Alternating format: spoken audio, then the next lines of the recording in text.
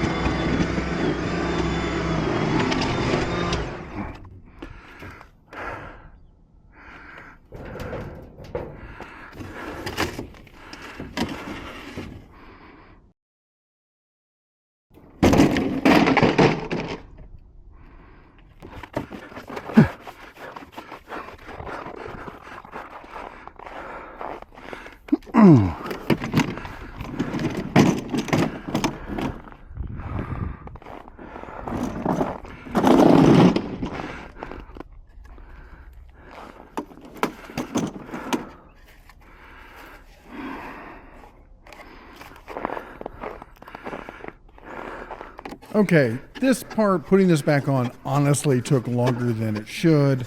All I can say is below zero.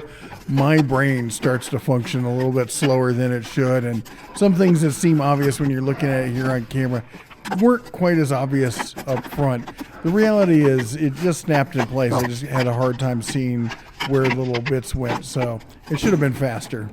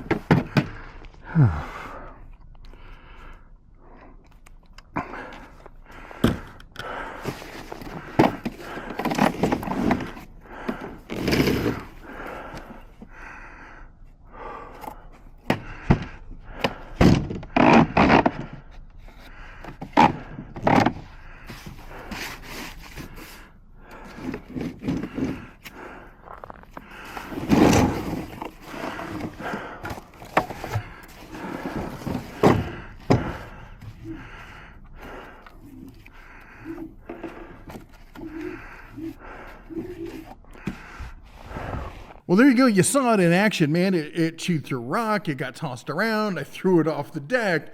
I wasn't gentle with this thing. And you know what? It held up pretty good.